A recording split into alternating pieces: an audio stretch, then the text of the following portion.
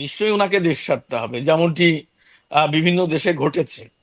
তবে উনি তো আন্তর্জাতিক ভাবে পরিচিত, কারণ জঙ্গিবাদকে তাকে প্রশ্রয় দেওয়া মানে তো জঙ্গিবাদকেই সমর্থন করা হবে। ঠিক, কিন্তু আমার দাদা মনে হয় যে যদি আমেরিকাতে এই সত্যিকার মুহূর্তে অর্থেই প্রচুর একটু যদি বাংলাদেশি রয়েছেন। দেখুন, সত্যিকার অর্থেই যদি ডক্টর ইউনূস হুম। প্রমাণিত হন যে তিনি জঙ্গিবাদের নেতা বা তিনি জঙ্গিবাদকে উস্কানি দিয়েছেন, তিনি জঙ্গিবাদের সাথে সম্পৃক্ত হোক, তাহলে বাংলাদেশের মাটিতেই ওনার বিচার হবে।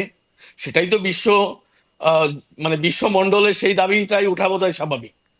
আর যেটা বলছেন যে প্রচুর বাংলাদেশি আমি প্রশ্নটা শেষ আমেরিকাতে করিনি দাদা, রয়েছেন, যে প্লিজ। আমেরিকাতে প্রচুর কিন্তু বাঙালি রয়েছে এবং ট্রাম্প কিন্তু ইতিমধ্যে একটা বার্তা দিয়ে রেখেছেন যে আমেরিকাতে জন্মানো প্রত্যেকটা শিশুই যে আমেরিকান সেটা কিন্তু নয়, বাবা বা মা কেউ একজন আমেরিকান হতে হবে। সুতরাং সেই জায়গায় দাঁড়িয়ে যদি সত্যি সত্যি এই জঙ্গি তকমা বাংলাদেশকে দেওয়া হয়, তাহলে সেখান থেকে তো বাংলাদেশের যারা বাসিন্দা, যারা বাংলাদেশি, যারা সেখানে রয়েছেন, তাদেরকে তো তাহলে আর সেখানে রাখা সম্ভব হবে না।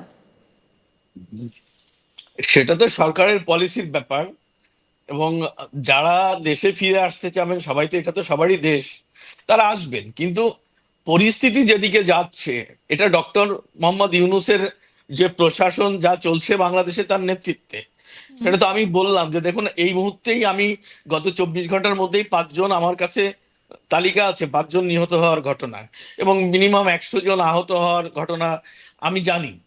তো এই পরিস্থিতিতে একটি সভ্য দেশ সে দেশের নাগরিকদের বা সে দেশে অবস্থানরত নাগরিকদের মৃত্যুর মুখে ঠেলে দেবে, এটা আমি মনে করি না। কিন্তু এই দেশটাকে যদি সত্যিকার অর্থেই আবার সেই বাংলাদেশ, সেই আইন শৃঙ্খলা বাহিনী স্বতঃস্ফূর্তভাবে কাজ করতে পারে, একজন ভিকটিম তার বিচার নিয়ে সেখানে যেতে পারে, সেই পরিস্থিতি তৈরি করা যায়, তাহলে যে কেউ এসে এই দেশে বাস করতে পারবে। কিন্তু এখন তো কোনো মামলা নেই, এখন তো কোনো রকম আইন শৃঙ্খলা পরিস্থিতি নেই। কাল একটি ভিডিও ভাইরাল হয়েছে, দেখলাম ঢাকার রাস্তায় 2 জন কিশোর হাতে চা পাতি নিয়ে ঘুরে বেড়াচ্ছে। তো লোকজন, মারাত্মক ছবি। হ্যাঁ, তো এরকম পরিস্থিতি তো আমরা দেখছি। আজ নেত্রকোনা থেকে আমি একজনের সঙ্গে কথা বললাম, ওই এক ভদ্র মহিলা আমায় ফোন করেছিলেন। উনি বললেন যে ওনার 2টো ছেলে মেয়ে, উনি আওয়ামী লীগের রাজনীতির সঙ্গে ছিলেন, একজন হিন্দু মহিলা, উনি উপজেলা ভাইস চেয়ারম্যান ছিলেন। তো ওনার 2টো ছেলে মেয়ে, একজন 8 ক্লাস, একজন 11, দুজনকে পুলিশ মামলায় অ্যারেস্ট করে নিয়েছে, একজনের 18 বছরও বয়স হয়। ইভেন তাদের প্রতি নির্যাতন নিপীড়নের শেষ পর্যায়ে যে তাদেরকে যখন নিবৃত করা যায়নি, তখন তার মাকে এবং বোনকে, এই মহিলার, যে মহিলার কথা বলছি, আওয়ামী লীগের নেত্রী, তার মাকে এবং বোনকে আহ হত্যার উদ্দেশ্যে আক্রমণ করা হয়েছে। তার মায়ের হাতের আঙ্গুল কেটে নেওয়া হয়েছে, আমার কাছে ভিডিও আছে। তো এই যে যে পরিস্থিতি, এই পরিস্থিতিতে কোনো সভ্য মানুষ সেখানে বাস করতে পারবে না, বাস করা সম্ভব না। না, কারণ এবং আমরা এবং এই যে আমরা রবীন্দ্র ইন্দিরা, ঘোষ একজন আইনজীবী, তাকে যেভাবে ধাক্কাধাক্কি করা হচ্ছে, তিনি যেভাবে আহত হচ্ছেন, তিনি তো একজন আইনজীবী, সুপ্রিম কোর্টে তিনি প্র্যাকটিস করেন। এটা কোন দেশের ছবি আমরা এটা দেখছি? এটা তো মোটামুটি আন্তর্জাতিক আইনের লঙ্ঘন, শুধু বাংলাদেশি আইনের লঙ্ঘন না, এটা আন্তর্জাতিক আইনের লঙ্ঘন। পৃথিবীর একদম। যে কোনো দেশেই একজন অপরাধী তার আহ তাকে মানে আত্মপক্ষ নিজের সমর্থনের জন্য তাকে আত্মপক্ষ সমর্থনের জন্য তার আইনজীবী নিয়োগের অধিকার আছে। কিন্তু বাংলাদেশেই এইমাত্র মানে এই একটি মাত্র ব্যাপারই দেখছি যে চিন্ময় কৃষ্ণ দাস, আহ, যার প্রথম আইনজীবীকে কুপিয়ে এমন ভাবে আহত করা হয়েছে, যিনি এখন আইসিইউতে আছেন।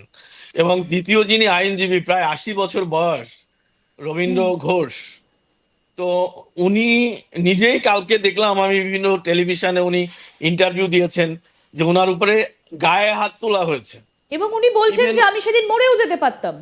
হ্যাঁ, এবং ওনাকে এমন ভাবে মানে টর্চার করা হয়েছে মানসিক ভাবে আদালতের মধ্যে, সেটি উনি বর্ণনা করেছেন। তো এটা তো আমার কাছে মনে হয় না যে কোনো সভ্য দেশের আচার হতে পারে। ঠিক। শুধু দাদা তাই নয়, আরেকটা এটা শুধু তথ্য আমি একটু আপনার কাছ থেকে জানার চেষ্টা করব, সেটা যদি আপনি আরো ভালো বলতে পারবেন। সেটা হচ্ছে শেখ হাসিনা তিনি একটা পঞ্চদশ সংস্করণ এনেছিলেন সংবিধানের সংশোধনীতে, সেখানে তত্ত্বাবধায়ক সরকার এই বিষয়টাকে তিনি তুলে দিয়েছিলেন। সেটা তো আবার ফেরাতে চলেছে এই মোহাম্মদ ইউনূসের সরকার, এবং সেটা কতটা বিপজ্জনক হয়ে উঠবে। কারণ গতকালই সম্ভবত ঢাকা কোর্ট বোধহয় বলেছে যে সেই সংশোধনীটা ঠিকঠাক ছিল না। হ্যাঁ, গতকাল এ ব্যাপারে হাইকোর্টের একটি ডিভিশন একটি রায় দিয়েছে পঞ্চম সংশোধনী বাতিলের, বাতিল সংক্রান্ত একটি রিটের। তো সেখানে সবকিছু বাতিল করা হয়নি। আহ, সেটি কিছু রাজনৈতিক সিদ্ধান্ত, যেমন জাতির পিতা, জয় বাংলা স্লোগান সহ কিছু বিষয় সংসদের জন্য ওনারা আহ, সংসদের মাধ্যমে এগুলো পরিবর্তনের কথা বলেছেন আদালত।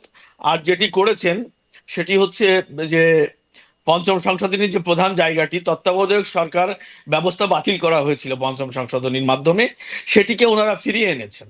তত্ত্বাবধায়ক সরকার তো আসলে, দেখুন তত্ত্বাবধায়ক কনসেপ্টটা কি, ভারতবর্ষের এত মানুষ, সেখানে কিন্তু আপনার প্রচুর, সেখানে কিন্তু প্রচুর আহ মানুষ ভোট দেয় একই দিনে একইভাবে, এবং সেখানে কিন্তু দলীয় সরকারের অধীনে রাজ্য এবং লোকসভা দুটোতেই ইলেকশন হয়।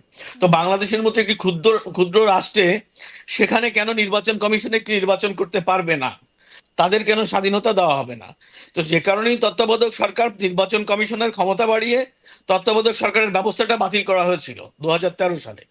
তো সেটাকে ওনারা আবার পুনর্বহালের কথা বলেছেন।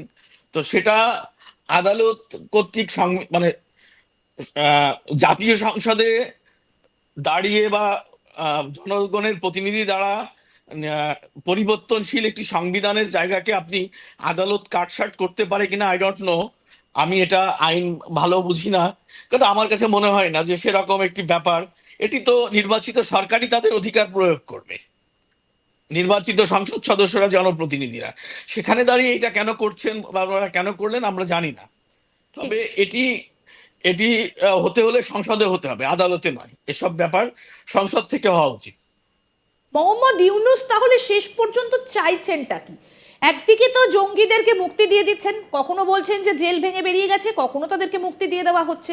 তারপরে এত নিপীড়ন দমনমূলক যে সমস্ত কাজ কারবারগুলো চলছে, শেখ হাসিনা তিনি পরিষ্কার বলছেন যে রীতিমতো জঙ্গি কার্যকলাপ চলছে। পালানোর জায়গা খুঁজে পাবেন তো শেষ পর্যন্ত মোহাম্মদ ইউনূস? এটি আসলে আমার আমার কাছে একটা জটিল প্রশ্ন। দেখুন, 15 বছর রাষ্ট্র ক্ষমতায় ছিলেন শেখ হাসিনা, এবং বাংলাদেশের সামগ্রিক অর্থে দেশ স্বাধীনের পরে দৃশ্যত যে উন্নয়ন কর্মকাণ্ড তা কিন্তু ওনার আমলেই হয়েছে। এবং দেখেন, ইতিহাসের সবচেয়ে বড় মেগা প্রজেক্ট পদ্মা সেতু, রূপপুর পারমাণবিক কেন্দ্র, ঢাকার বুকে মেট্রো রেল, আকাশে বঙ্গবন্ধু স্যাটেলাইট, এগুলো ছিল স্বপ্ন আমাদের কাছে, আমরা ভাবতে পারিনি এগুলো বাংলাদেশের হবে। তো সেই জিনিসগুলো বাস্তবায়ন করার পরে ওনাকে স্বৈরাচার বলা হয়েছে, স্বৈরাচার তকমা দিয়ে ওনাকে দেশ ছাড়তে বাধ্য করা হয়েছে।